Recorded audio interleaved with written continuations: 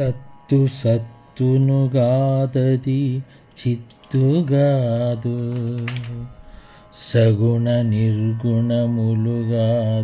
సాక్షిగాదు. ద్వైతమద్వైతమునుగాని దివ్య పదమో, కల్పనాతీత యోగాత్మ కేవలాత్మ. సత్తు సత్తునుగాదది చిత్తుగాదు, సగుణ నిర్గుణములుగాదు సాక్షిగాదు. ద్వైతమద్వైతమునుగాని దివ్య పదము, కల్పనాతీత యోగాత్మ కేవలాత్మ. జై నిజ గురుభ్యో నమః. శ్రీ గురు బాలరామస్వాముల వారిచే విరచితమైన కేవలాత్మ శతకము. ఈరోజు మనం 80వ పద్యం.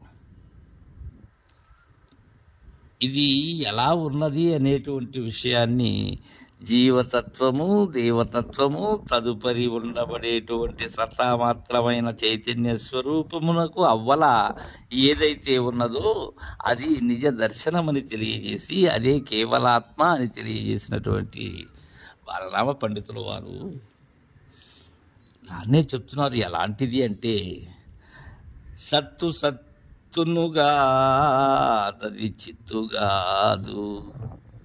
సత్తు అసత్తు. సత్తు అంటే బ్రహ్మం, బ్రహ్మ పదార్థం అంటే ఆత్మ.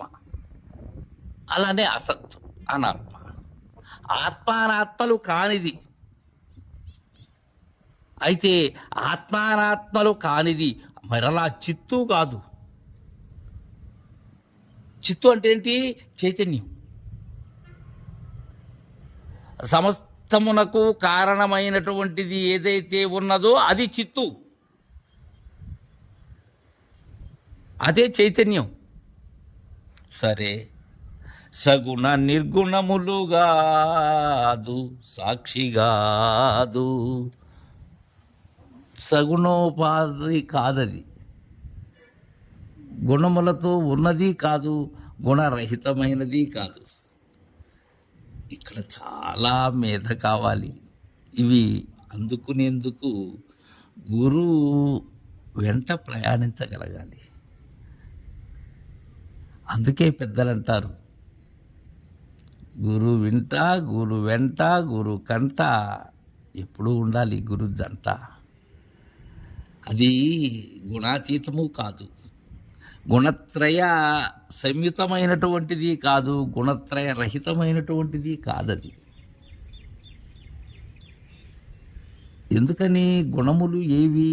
నాకు నా చలనములేవి. నేనే సాత్వికుడను, నేనే రాజసుడను, నేనే తామసీకుడను. శుద్ధ సాత్వికుడను నేనే. అక్కడ గుణరహితమైనటువంటి విధానంలో నిర్గుణంగా కూడా లేను నేను. సగుణ నిర్గుణములు కాకుండా ఏది అంటనటువంటి విధానం.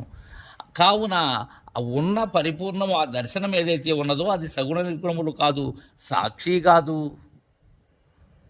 సర్వమును తన అక్షిలో నింపుకున్నటువంటిది కాదది. కావున అది సాక్షి మాత్రమైనటువంటిది కాదు, సాక్షిభూతము కాదు. ద్వైతమద్వైతమునుగాని దివ్య పదము.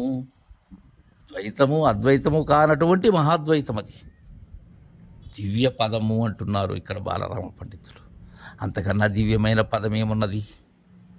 అది ఈ జీవ దైవ రూపమైనటువంటి భ్రాంతితో కూడినటువంటి ద్వైతము కాదు. అలా ప్రతిపాదించేదానికి కుదరదు అక్కడ.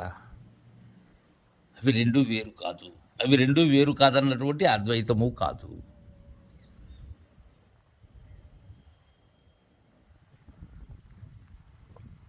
జీవ ఈశ్వరులు ఒకటేనన్నటువంటి అద్వైతము కాదు. జీవేశ్వర ఏకత కాదు, జీవేశ్వర ద్వంద్వము కాదు. ఇవి ఏవి కానటువంటి దివ్య పదము, అది గురు పదము. అది ఎంత సులభంగా చెప్తున్నారు మహనీయులు.